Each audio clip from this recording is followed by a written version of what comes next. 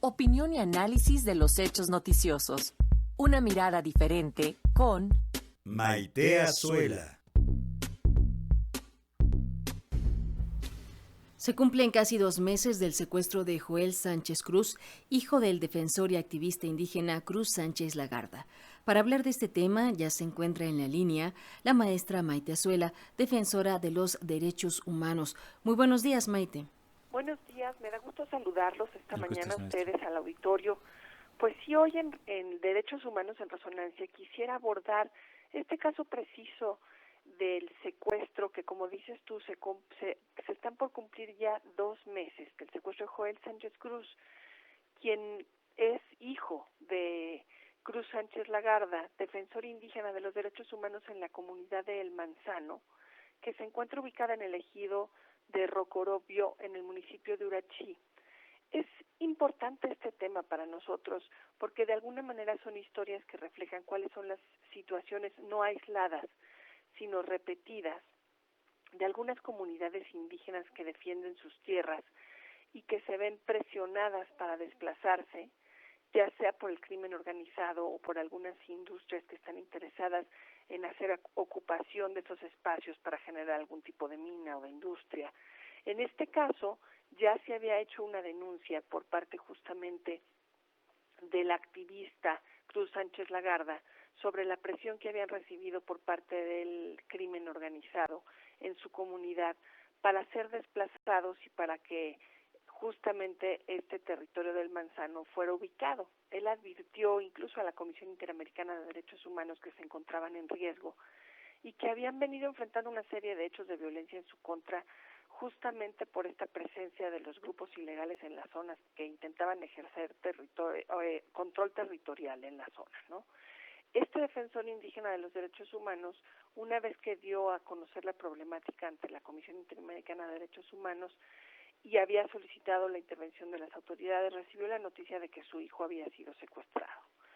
Les decía yo, este es un tema interesante, no solo porque no es un tema aislado, sino porque nos habla de cuál es el fenómeno del desplazamiento de comunidades en México y sobre todo de quiénes son las comunidades más vulnerables a ser desplazadas, y justamente son estas comunidades indígenas las que normalmente son presa de esta presión para ser desplazadas, por lo cual quisiera yo que platicáramos un poquito justamente de cómo estos indígenas son quienes reciben esta presión y, por ejemplo, durante el 2018 el 45% de los desplazados por violencia fueron comunidades indígenas.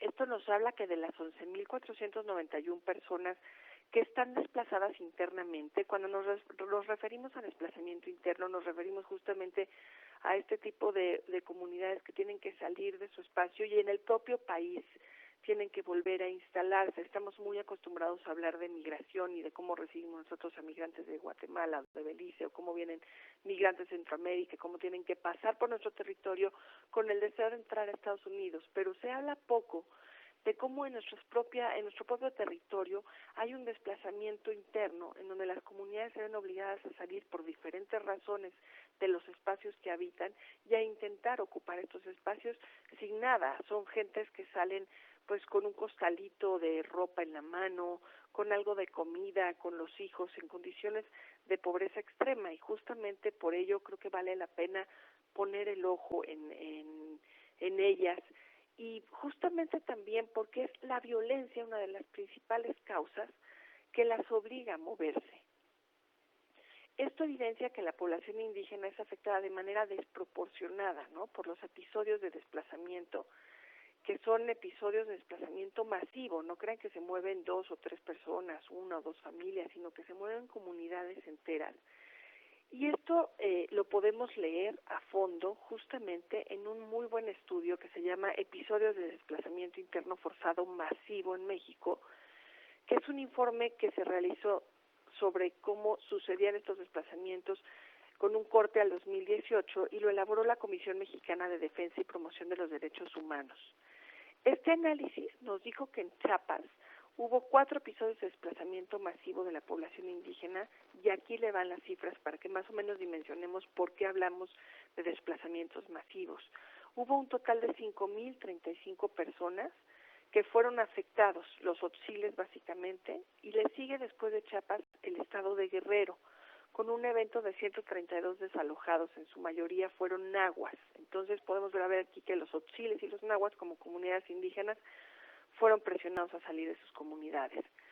De los 25 episodios de desplazamiento interno forzado que registró esta comisión en 2018, en 24 de estos episodios, es decir, solamente no en uno, se pudieron identificar los destinos de a dónde iba esta población desplazada, y 19 de ellos permaneció dentro de la misma entidad federativa, es decir, se quedó en su estado, ¿no? Huyó de su comunidad y se quedó en su estado.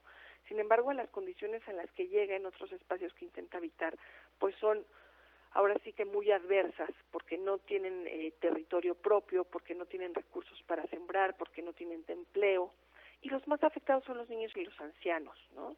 Incluso son los más desplazados, los que más se mueven. En el análisis de la comisión señaló que el 72% de estos episodios se ve que hay presencia de infantes, 60% de mujeres, 52% de adultos mayores y 16% de jóvenes. Aquí incluso hay 12% de mujeres embarazadas que están siendo desplazadas. Entonces imagínense este evento con mujeres que están en pleno proceso de embarazo. Creo que vale la pena poner el ojo en los desplazamientos, poner el ojo en los activistas que denuncian esta presión de moverse de sus propios territorios y que incluso ven afectada su integridad, su vida, la de sus hijos, las de sus familias. Pues cerraría con esto presionando para que fuera encontrado Joel y para que estemos atentos de las denuncias que hacen estos activistas que muchas veces pues tienen voz pero tienen poca resonancia, y creo que este espacio de derechos humanos en resonancia es justamente para poder potenciar sus voces. Muchas gracias. Gracias Maite Azuela, defensora de derechos humanos. Hasta muy pronto.